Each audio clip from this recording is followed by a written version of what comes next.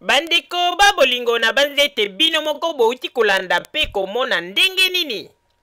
Meshe kotambola na makolo asiliko pesa maloba na ye pe asiliko senga pardon na peuple congolais, pardon na président de la république pe pardon na bandeko nyonso oyo ayebi ete basalaki bango mabe pe alobi ete ebongi biso ba peuple congolais sikoyo to simba na liboke po tozala na conscience ya malamu ya kotambola bomoko pona kotonga mboka na biso.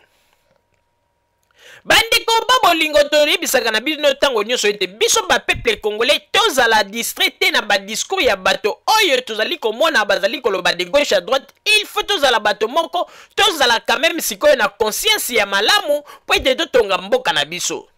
Bandeko babolingo ngai mama Rosaline apesaka bino nyonso exemple moko nalobaka yango ntango nyonso na ba émission. Boyebi ete mboka lokola Angola connaître ba guerre moko ya somo ba décennie na ba décennie. Ba viole salama na ba mboka wana somo bandeko. Pe bino moko boyebi ba Congolais ba Zaïro à l'époque. Oyo bazalaki kokende koluka vi na lunda. Ebele ba perda ba vi na bango ba boma bango na Angola po ete Angola tension ezalaka makasi. Mais lelo oyo tango Angola baye koloba ete bon sikoyo tolingi totonga mboka na biso tozala liboke. Est-ce que boyoki bato ya sud bazali koloba ete ate kote na biso autant de millions bakufi kuna toko pardonner bato oyo ya kote ya Edouard Doté. Lokola biso tozalaki bato ya kote ya Savimbi toko pardonner jamais bato ya kote ya Eduardo. Il faut to bundaka gati na suka boyoki balobi yango. Mais bangolais bangwana balobi bon oye komi moment sikoyo ya kotonga mboka to ya to simba na maboko bango wana lelo bakomi kotonga Angola. Lelo komona ete kolongo wa Luanda ti okende na basudi ya Angola okomona basi batongi banzela bien tracé oyo kenzela elongwe kolongo wa Luanda ti na sud. Mais biso ba Congolais ba Congolais te bazali na kati ya capitale po ete o bazali na kati ya capitale kuna na Congo bandeko. Ba Congolais bazali na Congo baza ko raisonner kitoko ke biso ba Congolais tozali na poto malgré tozali na ba pays développés tozali ko betela tolo. Ba Congolais bazali na ba Europe tozali na Europe na ba pays développés au lieu de penser ndenge baninga mususu bazali ko penser jamais. Bandeko Rwanda connaître génocide moko ya makasi. Na 94 tongo wa Biarima na kufi tomoni ndenge ba bomani bandeko. Mais totikali komona te lelo ba Rwanda balobi toko tonga lisusu Rwanda te banini. Lelo ba Rwanda bele basenga na ba pardon banini. Soko tali ndenge bazali ko tonga Rwanda kondima te. Bandeko. Tomoni lobi na Côte d'Ivoire. Ndenge nini baza kokanga président Bagbo ba humilier na mwasi na ye. Mais totikali komona te ba ivoirien wana poto balobi te bon ndenge sali boye. En tout cas Alpha Blondy bi ba milicier mosusu ya Côte d'Ivoire soki ba ye ba ko beta te ba ivoirien ba ye koloba te bon ezali taya babo ici eleki siko tozali kotala ta mosusu to simba na maboko poto e bandenge nini ya kotonga mboka. Voilà. Mais lokola ngwanda le terminateur azali kaka manipulateur oyo azali ko rêver ke lobi akoki ko kamba lisusu Congo azali kolinga kaka ko tia bato kolinga ete bato basopa makila ye avandi bandeko tolobaka yango ntango nyonso pe ndeko oyo passer kotambola na makolo alobi yango tango bangwanda le terminateur na bato mosusu batindaka biso bobima bokende kosala banini. Est-ce que bomi tunaka te bana na bango moko babombaka bango pourquoi? Tango ngwanda lobaka ete ba mama bokanga maputa botelema bongo mwasi na ye akokanga liputa atelema te pona nini? Pona kotalisa ete ba manipulation na nyonso tu il faut tozala mayele. Ndeko toboite ozali kobunda pona Congo oui ezali malamu biso nyonso tolingi ete Congo ezala Congo moko kitoko Congo meilleur. Mais kozala Congo kitoko Congo meilleur ndenge nini soki biso na biso tozali kotambola kaka na kati ya contradiction. soki bozali koyoka kaka bato bazali kokosa oliba la kisabino ete bon moto na moto zoma ele to yeba ndenge ni ya kotonga Congo bango bazali ko yebisa bino kaka te président de la République azali Rwanda bandeko depuis 2001 ti lelo enseignement na bino kaka président de la République azali Rwanda pe bolingi pe kotonga mboka te po botelemeli kaka bazwana bomoni teke ezali kibonyama kibozoba mais lelo bato oyo bazalaka na ngwanda oyo baenseignaka biso ke président de la République azali Rwanda lelo bato wana bakomi ko reconnaître ke babiloko wana ezalaka ya lokuta pe bakomi kosengela yango ba pardon est-ce que kolobela bino eloko te ba congolais pardon to lamuka to tika kosala bwepete soki tozali kaka na babozoba oyo mboka na biso ekokende liboso te oyebi ebele lelo bazali na poto awa ebele lelo oyo bazali na poto ya bandeko babolingo tozali kokosa bino te mingi problème na bango ezali lokola bazalaka bakonzi ya deuxième république na bana ya bakonzi ya deuxième république na bandeko na bango lokola baperdra tout nde eloko ezali komisa bango motema mabe motema likunya pe bakoma kosala n'importe quoi bandeko lelo moto lokola ngwanda le terminator aza koloba ete bomoni bato nyonso tu bazwi kuna na Congo bazongiseli bango na mapango mais oya ngai bato bavandi kuna na kati bazongi soki bazongisi yango te po ete yende alingi kotambola na système ya kikuluna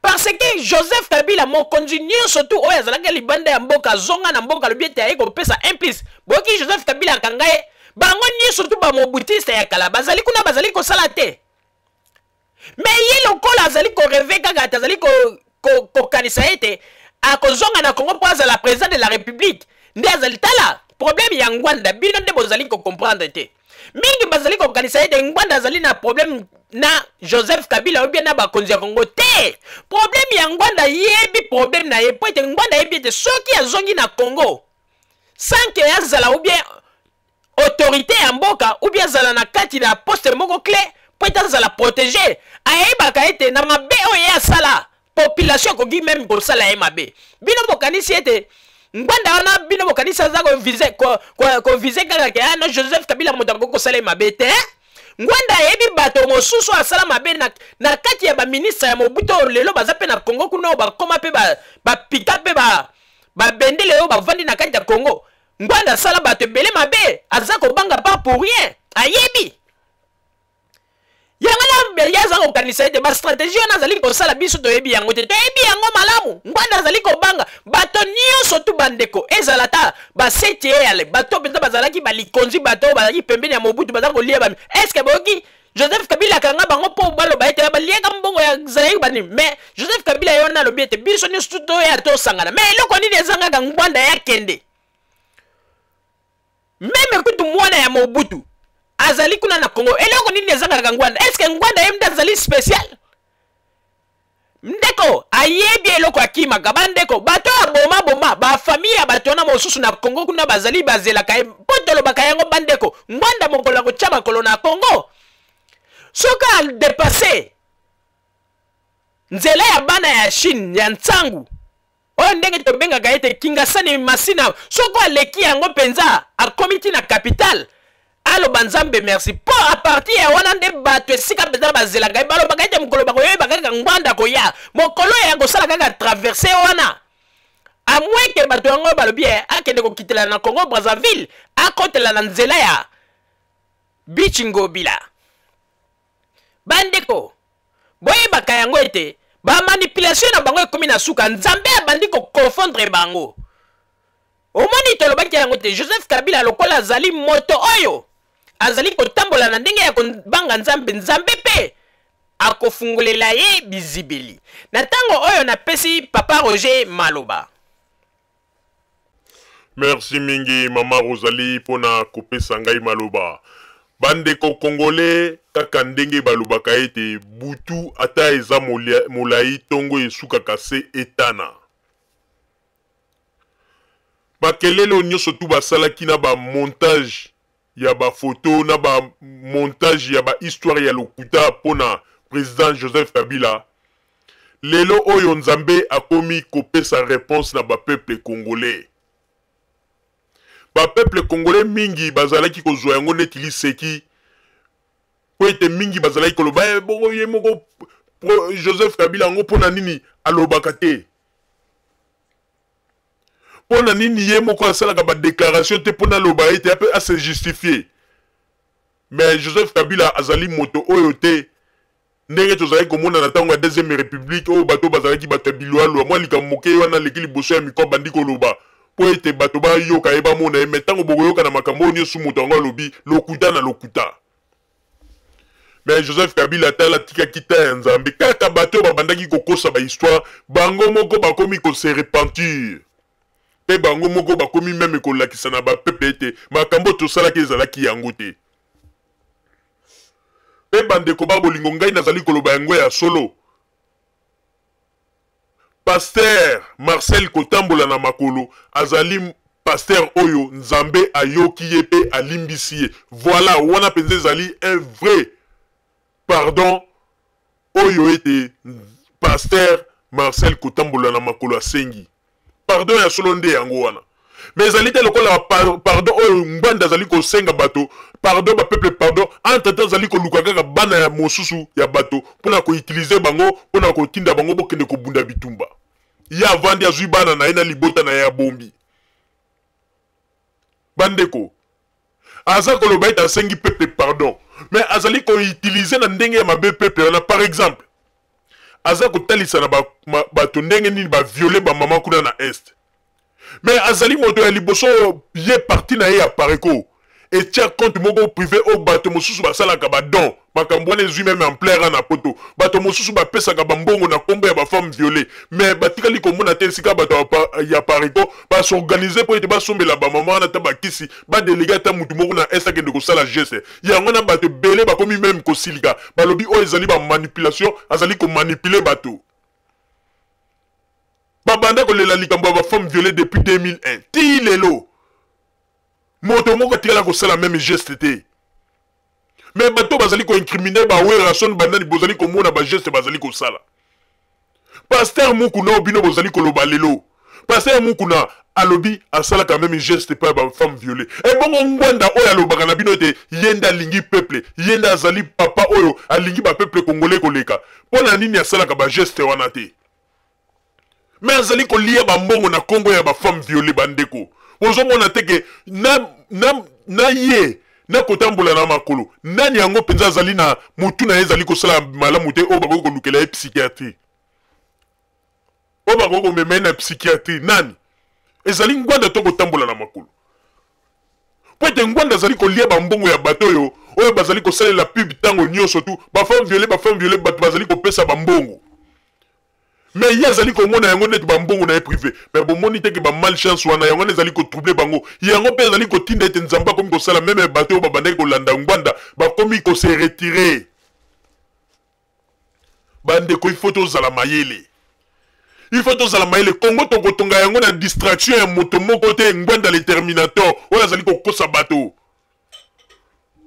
Soki totali malamu depuis 2001 tilelo soki tozalaki liboke to pesa na ki mayele to lobi bon ngai lokola na yaki na poto na zui mayele boy na lina ke de pesa na Congo impis ope kuna lobi boy boy bité que Congo ko kende e ko avancer pe to lo bete nzambe merci to zui président moko lelo a komi ko penser même ko tonga bandeko ezana ba kwe mosusu na Congo o ezalaka ba kwe moko ba bandai ko tala te mais tala lelo Joseph Kabila a komi ko tonga ba kwe mosusu ko tia même ba makadam po ete banzela efungwama. Pona ni toko betela ye maboko te. Pona ni toko ndima ete même monsieur Kotambola na makolo alobi ete ata président Joseph Kabila azali ma bendenge bino bozali koloba po ete azali pe nzambe te azali un être humain mais il faut qu'on ndima quand même ba bien fait na ye oyo azali kosala. Bandeko oyo komi temps ya moto na moto zo conscience ndeko yo moto zali komi benga combattant oko banda kosala bozoba boye ya balit na ozali ko bunda ti wapi po ete lelo bato belé lelo bakomi komona Congo na sens mosusu bandeko même bato oyo bazalaka pour ba combattant avant lelo baye komona ete ba combattant bazali bato oyo bazali ko se dérouter lito bazali komema bato ezali yango te bandeko babolingo na tango tokotiela bino babilili botala ba jeune oyo États-Unis ba pesaki ba point de vue na bango na oyo etali ndenge nini mboka na biso Congo ekotambola te kaka na babuzoba oyo bakombata bazali kosala ekotambola te po ete bopekisi miziki ya wera ou bien ya Koffi Olomide ou bien ya Wanzekwa nde Congo échanger yango te bato ebele bakomi komona sikoyo vision ya Congo po ete avancé vision ya Congo po ete avancé ezali kaka te na baide oyo ya bakombatant oyo bazali koya nango miziki epekisama tobeta bango tosala boye mais bato ebele lelo bakomi komona ete non tozali quand même bapapa responsable tozali quand même bairresponsable ete il faut toluka sikoyo totrouve solution ya malamu mpo totonga Congo yango emoni ete bato ebele lelo bazongi mwa nsima moke mpe mingi base déserte na makambo etali bakombata balobi toza bapère de famille tokolinga kaka te bana na biso lobilobi bazali kokola na bapoto bamonaka ete biso bapapa tozali bato ya baviolence kobetaka bato banini ezali kitoko te yango mingi mibendi na bango me tokolakisa bino na babilili botala bandeko oyo ya États-Unis ndenge nini basalaki badéclaration na bango bajeune oyo bamonaki ete liti ya bakombatant ezali liti moko ezali na sens te po ete makambo azali kosala ezali kitoko te na kosenga kuna na régie botiela biso babilili po ete tolakisa na bapeuple congolais ndenge nini bandeko ebele bazali lelo kodéteste liti oyo ya bakombatant baimage s'il vous plaît. Here we downtown Chicago, still having fun. Trying to do my thing. We just came back from the lake on the other side. So now we're here. About to head back home now.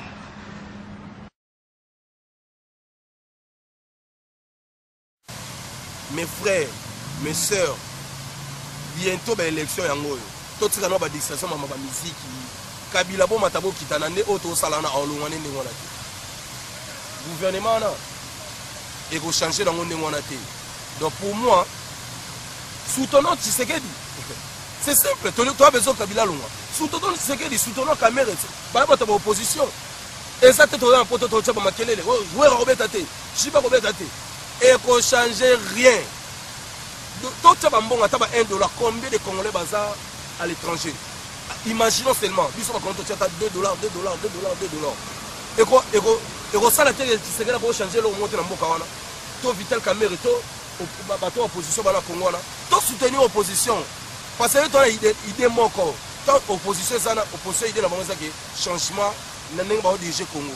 Nous avons un objectif qui est donné au Congo et ça va changer. Alors, est-ce bientôt la fin du vent des combattants? Bienvenue sur Congo Mikili avec moi, Charmant Kems, sur Opinion. Alors, il y a beaucoup de gens qui disent que bientôt, ça sera la fin pour les combattants. Pourquoi cela? On voudrait bien savoir. Les gens disent que les combattants sont devenus extrémistes. On ne sait pas. À vous de dire. Mais une chose est vraie, il n'y a pas longtemps, la grande majorité de la diaspora congolaise était pour les combattants. Et maintenant, on sent un petit changement. À vous de nous dire pourquoi cela. Suivant. Oui, les combattants, comme on a su capot, vraiment, réaction à Bango est un malamu mingité. Au lieu, ba mi mayango na douceur, bango comme mi mayango na désordre, yango qui ne sert à rien chèque na bango. Moi vraiment batambola malamu ezate pour tout monde ta kondima, mata droit de l'homme kondima bango te. Le lobo qui ne bino son violence. Et simbati. Mais peut-être au ngana au senga pour na combattre douceur et foot à rebeller. Sans douceur vraiment au ko marché tata na anda kuna so douceur ezate yona mwasi boyo kanate. Donc ezo senga Congo ebunga. Biso no soza souci Congo ebunga. Toza na étranger awa tozo vanda bien mais souci ne Congo ebunga. Je ne pense pas que va combattre comme la soupe parce que l'objectif na bango objectif moral bien. Comprendre. Forme les bien mais fond les bien. Le problème c'est quoi? Objectif est très bien. Il y a un souci à changement à Mboka. Mais façon oyo va combattre bazo memela le modèle na bango bazo memela makambo donc ce n'est que normal pas de cancer. J'ai dit non pourquoi parce que Congo rien ne marche au Congo. Quel que soit vent qui combattait Sili, il y aura toujours des réactions par-ci par-là qui il y a un groupe là-bas tout, il y a faire changer façon bien gouvernance il y a Congo quoi. Donc bateau va diriger Congo, sincèrement parlant, ce sont des incompétents. Ça c'est vrai. toko marché ba moté. Donc c'est ça. Koloba ke va ya ba combattre si la nanga na niveau pour la Moi, les combattants, tout d'abord, on a déjà fait ça. On a ngoté, on a pas payé aux anangoté pour les gens influence mon côté. Au contraire, tout le monde a biso na biso, ba conflit na ça kati, oh boye, y a même tellement fait les combattants, batajibe wera, ba fait un one se transformer na qui combattant. Mais sur les qui pour la politique na ça Congo, en limité et aussi peu influence mon côté. Mais certainement, il y a une raison, soit il y a des combattants. Parce que nous sommes des combattants à propos de Moka, à propos de déroulement de processus, nous sommes des combattants. La concrétisation, c'est tout à fait normal de avoir des combattants. Si vous avez une solution, vous avez des combattants, soit-disant des combattants, vous trouvez une solution commune.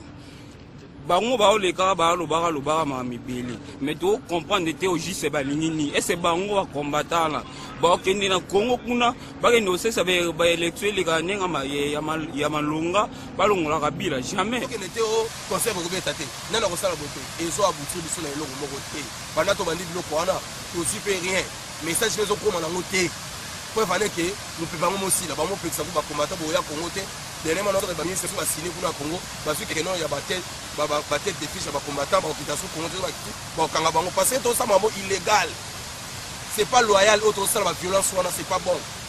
Alors toi qui la procédure d'élection, j'ai regretté par exemple non papa Tshisekedi nini à lobby appuyer des ordres et salaté na Congo mais papa Tshisekedi ça so batté mon frère boyi ba carte so batwana ba bomba quitté admettre supposons que des ordres de King et que Kabila a maîtrisé la population.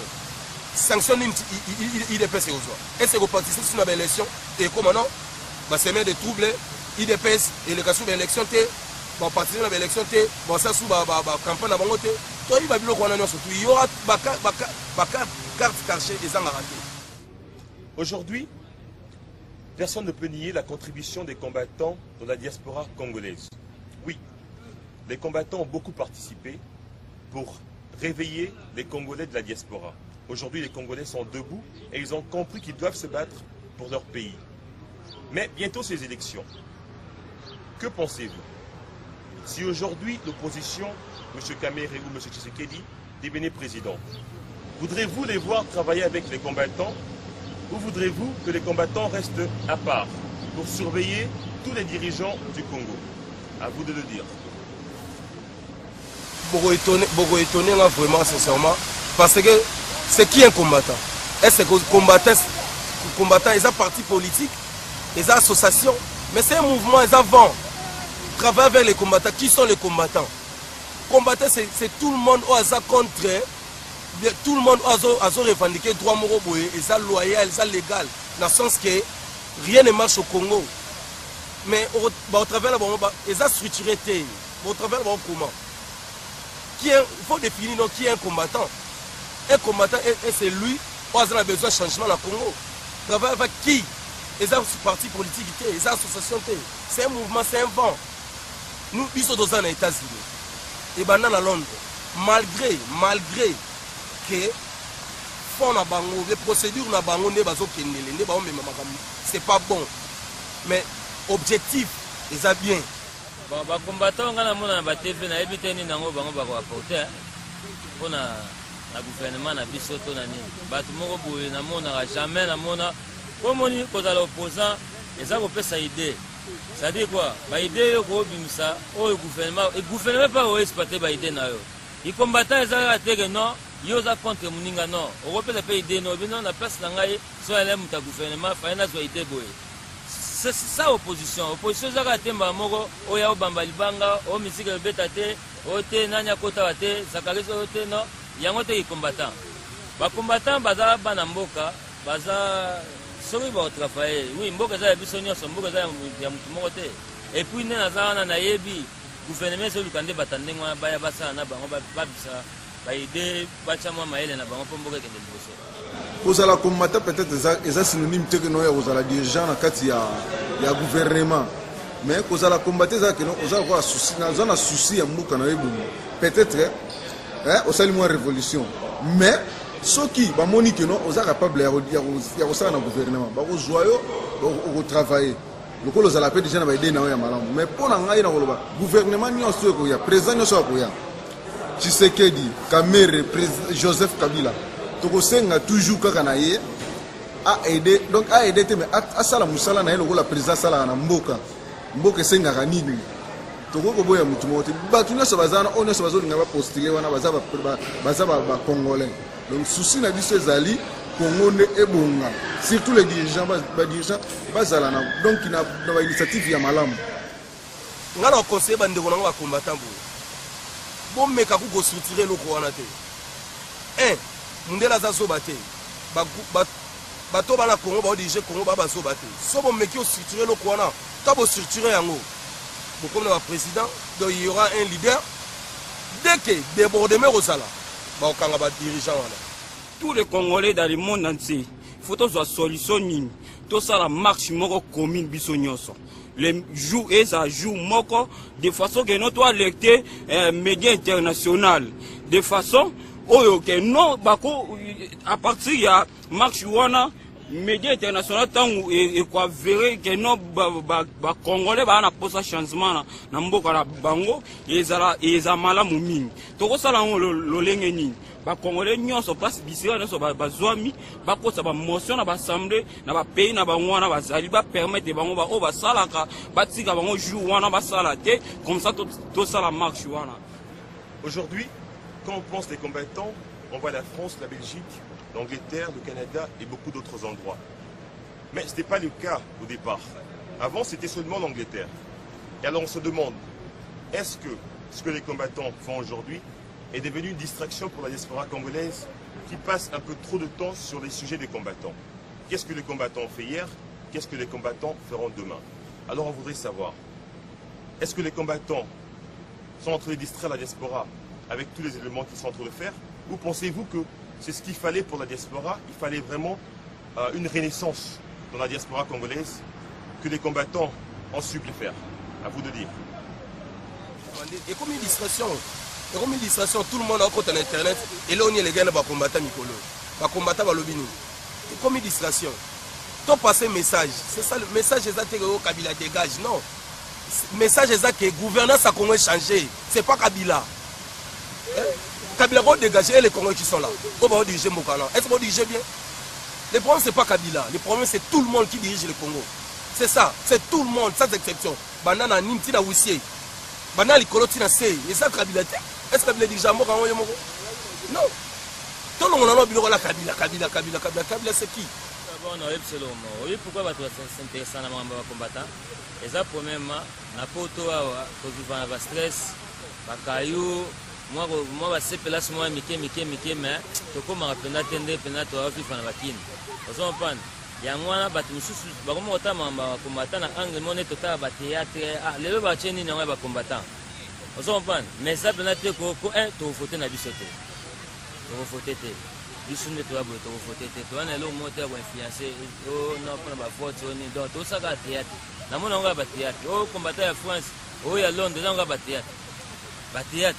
Tu comprends les ballons les sous-té, nous avons ça makamou na ndenge na ye alors que eza normal il faut to féliciter ba ndeko na lokwa bazu ba initiative ya opekisa ba mise ba betaka eza na ndinga malamu mais bo bebisa biloka batute lokwa o euto leka lobby awa na Canada ba ndeko ba panzi boîte ya batu ya mutabunga nazo luka vina ye bandeko ba panzi ngo soi disant ba combattre qui combattre ya bongo wana bolingi ndeko wana te oke ndeko wana za na famille azo nui qui combattre ça mama ba musicien te ngana adhérer loko wana parce que ezala avec tout respect na opesa papa Tshisekedi respect nyonso mbe soki a diriger mboka na mabe ngana kozala combattre na ye.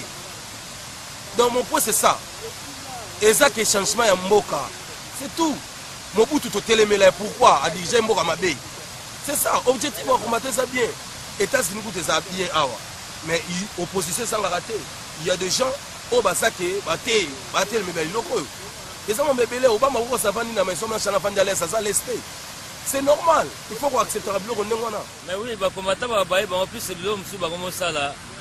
ezoyebana ko te basala ngo pourquoi ozosala ngo mpo esala nini erojouer na nini est ce que Congo mpe kende liboso ezaka nde Kabila longwa nga na ndimi te kobonga ya Congo ezali contribution ya Congolais moko nde mutu akobongisa Congo so ezaka keno ata totie Tshisekedi ata totie nani pendant ke bamitu wana bato tout système ezaka ndenge wana eloko moko ekobonga te donc mboka na biso ekobonga ifo biso Congolais moko toya na contribution pour la mboka na biso atino so ba dirige to mona mini okomi ministre Koffi Olomide na batuni ne okomi ministre lelo mama otongi château isa santé okomi ministre lelo mwana na poto to mona ba compte ezo vimba bambongo ba transfert mbongo est-ce Kabila muto zo tinda batona ba iba batona baza ba Congolais to ba Congolais te nous accusons Kabila d'un étranger na ça pour na côté la Kabila te mais na sala ba point nga pour comprendre évolution idée na ngai to finga to ba Kabila c'est un étranger. Est-ce que Kabila tazora mbongo atindela bana ba poto o awa na ba compte bango? Non, c'est pas Kabila. Donc tout le monde qui dirige le Congo, ce sont des voleurs. Moi mon problème c'est pas Kabila, mon problème c'est Batunyo sur les diriger Mokawana, ce sont des donc les compétents on a habité. Mon point c'est ça. Aujourd'hui, beaucoup de combattants accusent Congo Mikili d'être partiel. D'autres vont jusqu'à dire que Congo Mikili est un site des collabos. Je ne suis pas Congo Mikili, mais bien sûr, je passe sur Congo Mikili. Ce que moi je peux vous dire est ceci. Congo Mikili est un site qui fait passer tout le monde. C'est un site pour tous les Congolais. Ce n'est pas un site que pour les combattants ou pour les non-combattants. Ce n'est pas un site pour le pouvoir ou pour l'opposition. C'est un site congolais pour tous les démocrates qui veulent passer leur message sur ce site. C'est pour la diaspora congolaise qui n'a pas vraiment d'image du Congo sur les écrans. Alors je pense qu'on devrait plutôt remercier Congo Mikili pour le boulot qu'il fait. Et aussi, je voudrais savoir, pensez-vous que Congo Mikili est un site qui encourage la démocratie ou pas? Congo Mikili kozala contre ba combattant parce que fruit à Congo Mikili d'abord ils a basé na ba combattant de façon bango baza ko lekaka tout à tout moment média tout na mboka partout dans le monde bazo linga balandaka citoyen parce que batu mo bazo bima ba lo ba makambo ba propos ya mboka na bango de façon à luka solution mais soki Congo Mikili le comme contre ba combattant parce que bango mo pe ba combattant bazo yebate nini yango ba koko sala na site yango. Alors il faut avoir conscience na bango est en place ba raisonner très bien nini yango to lega à tout moment to lobaka et non que o lega o loba n'importe quoi à propos de façon c'est satisfaire or que non c'est pas comme ça. Mais mon les problèmes sur les Congolais c'est ça. Yango pe ezo passer na gouvernement na biso ya Congo wana. C'est ça les problèmes de nous ba Congolais to linga critique. Donc pour biso ba combattant bien pour la biso ba Congolais il faut que tout finisse à Kabila. Sauf finir Kabila ne va mourir au combattant. Non, les idées n'a pas fait au Pessambo, mais ça m'a dit. Dans le roi Congo Mikili, soit étiez le romo ya Kabila. Non, tout ça besoin d'information on a payé. Tout ça besoin d'information on a. Et ça site ya combattant. Et ça site à combattant. Et ça site à tout le monde. Dans ce Alexis nous tout le monde Kabila allez. Ils sont Congolais problème c'est ça qu'on a critiqué. Soit nous a sali le cas critique mon cœur mon toi chalou nanga. Alingara te mais critique on est go aider yo. C'est ça le rappel au gouvernement biso wana. Congo Mikili pendinga nana. Congo Mikili pendinga nana. Ala site mo boye. Et à site mo dans makasi. Bango pe faut ba luka ba jouer de façon bazara toujours likolo. Moi polémique, moi créer, moi nini. Bango ke na sens mo côté. Ngana comprendre nga Congo Mikili. Ba luka toujours ba bima. Mais na kata Congo Mikili eza mutu te. Eza bato.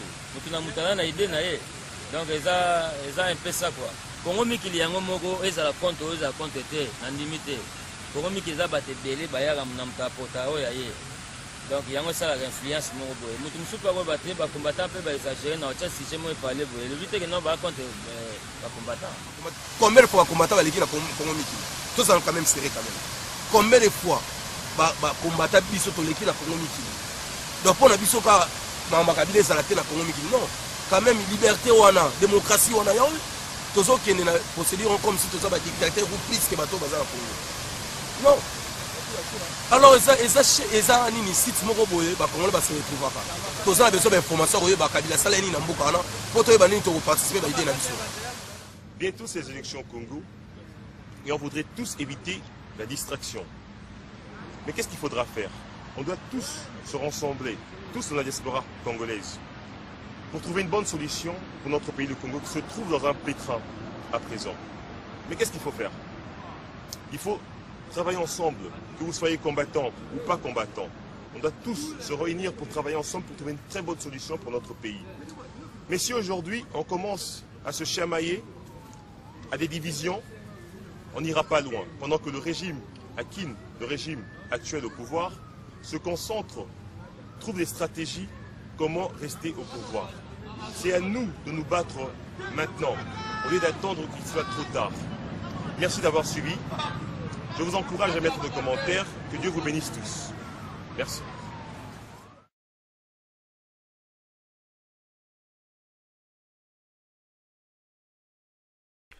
bandeko babolingo na banze ete bino moko bouti kolanda na babilili ndenge nini ba jeune congolais bazali kuna na États-Unis boyoki ba déclaration na bango pe bomoni ete na ba déclaration na bango soki yo landi yango malamu ozali komona ete bato basi balembi ba combattant pe bazali lisusu na esengo te ba commentaire mingi ya kosala ezali te po ete bino moko boyoki ndenge nini ba jeune wana balobi pe toye komona ete ezali mawa mingi soki tokotonga mboka na biso na kati na ba distraction ya ba combattant.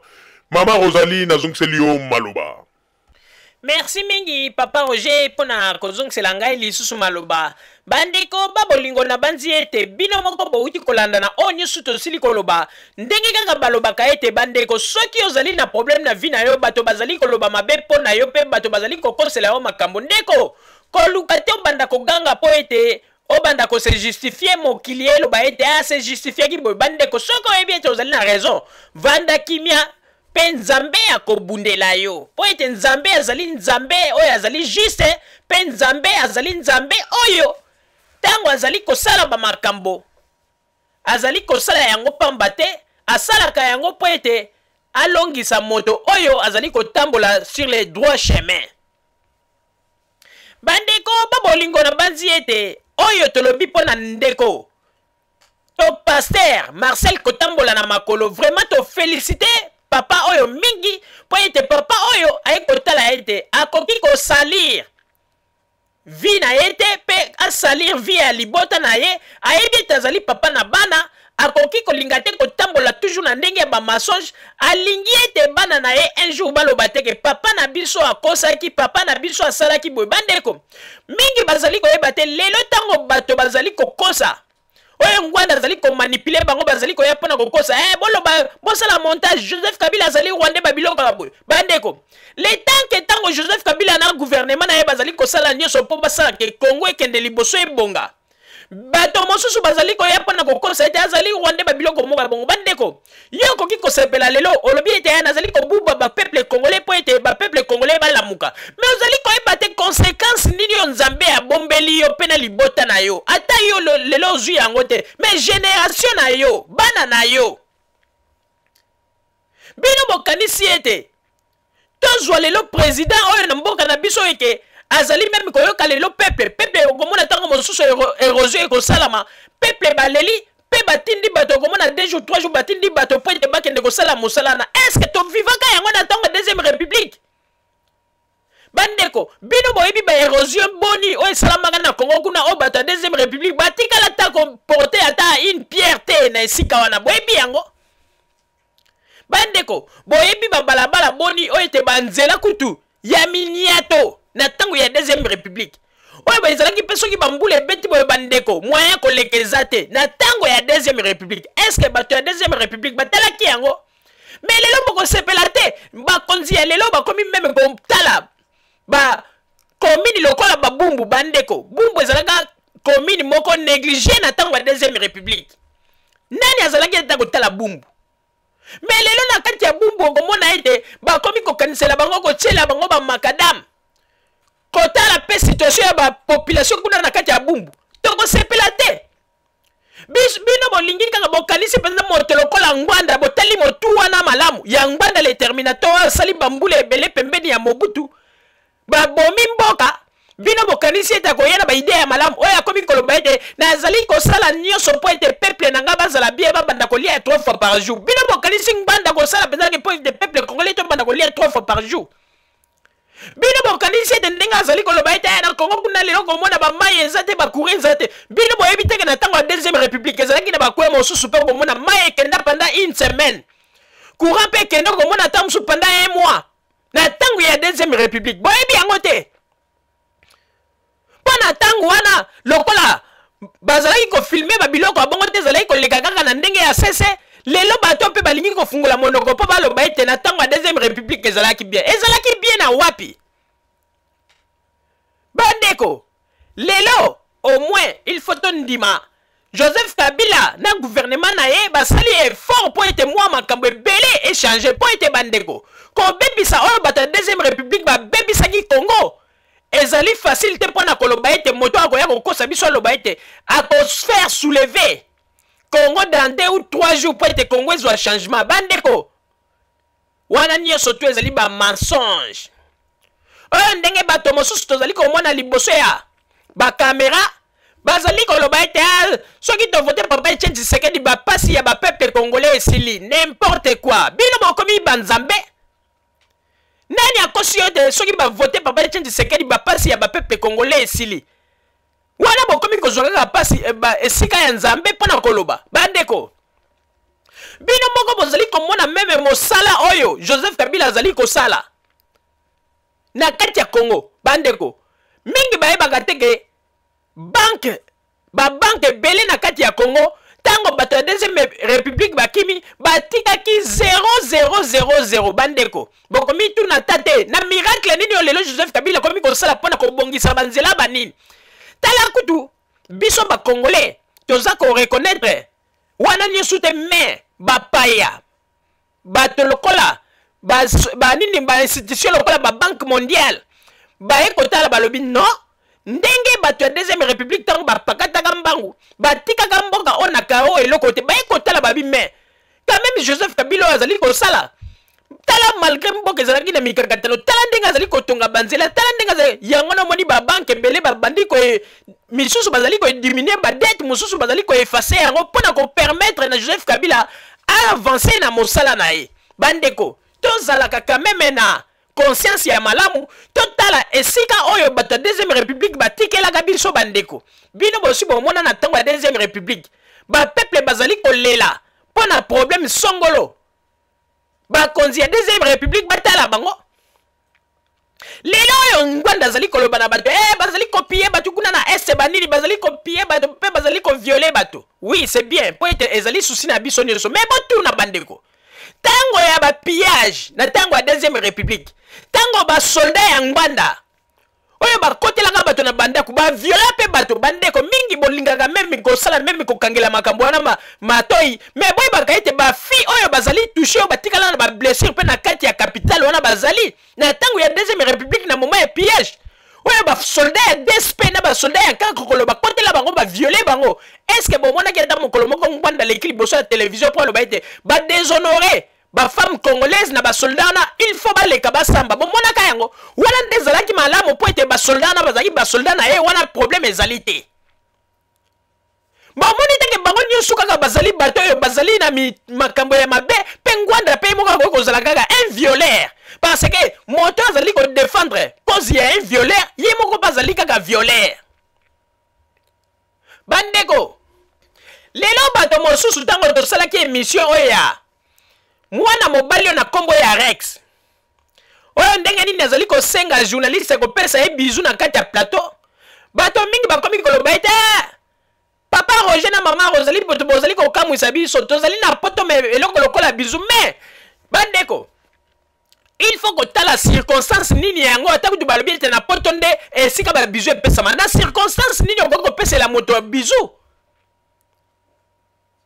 po ete mwana mwasi wana ntango aye na kosala interview oyebi meme identité na ye malamu te soki azali marié ou bien soki azali célibataire ou bien soki azali fiancé yo kobanda kosengaka ya moke pesanga bizu moke pesanga bizu pe ozali kosengaka ye ba bizu boye na circonstance nini parce que yo ba ko tuna yo nde ba mituna yo ba lingi ndeke on la kisana ba peuple congolais oyo bisa vérité oyo ba peuple congolais bazali kozela est-ce que ba peuple congolais bazali na besoin ya ba bisou na yo et poza ko pesa ba bisou ezali ko la kisana ba sekel ya un violeur bandeko bino bokanisi ba bisou wana zali ko senga soki après émission soki mwana mwasi oyo palo bagete ba Rex ba bisou ngo pendengo so pesi ngai tala ndenge nazali ngai na sina kufi nazali ya kopola kuna na se alors tokende kako betanga nango est-ce que mo Rex akoboya pona tango azali ko pesa bisou ozali ko mona pe sentiment bandeko un psychologue soka tali babiloko Rex asali ezali ba bisou azali ko sengela yango na voix normale te mais ezali ko lakisa ndenge nini azali c'est un violeur bandeko c'est un violeur na Paris on a tozali koloba solo a violer tango mosusu ba jeune fille mosusu azali moto atikala tango mosusu kolata pe ba kagul akeya violer ba jeune fille lokola Paris pe France pe zali mboka oyo makambo mosusu balekisaka yango boye ti lelo pe bayeba te c'est un violeur tozali koyebisa bino bolanda te po ete azali koloba lopoto wana bolanda te po bazali koloba ete boye mais c'est un violeur de classe ndeko bakoki kozwa filme wana batie yango ko bazwi ba docteur ya ba psychologue balobi ete bo décortiquer image oyo bo banda kotala ndenge nini mwana mobali oyo azalaki na sentiment nini kati na etango azali kolinga kopesaka ba bizu ba komona ye ba koya kobimisa ete mwana mobali wana Rex azali na ba sekel ya makambo etali viol kati na ye bandeko bozo yango li sekite mais bino bato bozali koloba ete ah non bozali koloba boye bitina ya bizu de bandeko bizu ezali na ba circonstance okoki kosengela yango bandeko tango yo bino bosi bomona na plateau ya télévision moto baye kotuna ye bamituna po se justifier likambo etali mboka ye akomi koloba na journaliste ete ah bon ça va pesanga bizu ata journaliste ya poto akomona yango compliqué to boyi te bizu ezali normal bizu ezali loko moko ezali culture na kati ya culture ya bamindele ezali mais na circonstance oyo ezali kosengela yango eza penza na sens nini et puis eza kopesa yango mpe bandeko soki otali na pantole loko nyonso evimbi libanga kayu nsima toloba te ebongo moto ya bongo nde tobetela ye maboko bato bazali kozela po ete bapesa solution ya malamu na makambo ya kongo ye akomi kotalisa bato ndenge nini akoki kopesa bato bizu vraiment tango apesi mpe babizu wana botala kaka maboko na ye akomi kitisi yango kote ya babiloko na ye ezali akomi kosala neti azali kosimba babiloko na ye wana nyonso nini basekeli ya viol c'est un violeur oyo akoya koyebisa biso Rex azali moto moko atanga Rex boye moto atanga nde azalaka boye oyo azali komemaka message ya bavioleur ya bacriminel ya Paris ya babanlie nde bokoya koyebisa biso ete moto ya boye nde akoma dirigeant na Congo botikela biso babozoba oyo bozali na yango bandeko babolingo na banzi ete oyo tozalaki na yango wana bozala kaka bisika bozali nde na nsima ya bangonga tokotalisa bino basango tobombeli bino ya Radio Zumel 1000 merci bandeko babolingo na banzi duti kolanda émission na biso oyo tosilaki kolikisa yango po ete boyeba basango nini oyo bino bobande kozela na banzi ete moto na moto asili kotire leson na ye na oyo esili kolobama na esika oyo yango ete tosengi na bino ete boboto ezala na bino na bafamille esika bozwani na banzi ete mbala ya nsima biso boto Zumel 1000 tokozanga te mpona kopesa bino lisusu basango oyo esengeli mpona bino tosiki wana mpona lelo merci mingi www.zumel1000.com ezali wana mpona bino na banzi ete bokozala dessus te nsima ya bangonga nde boyebi nini oyo tobomeli bino merci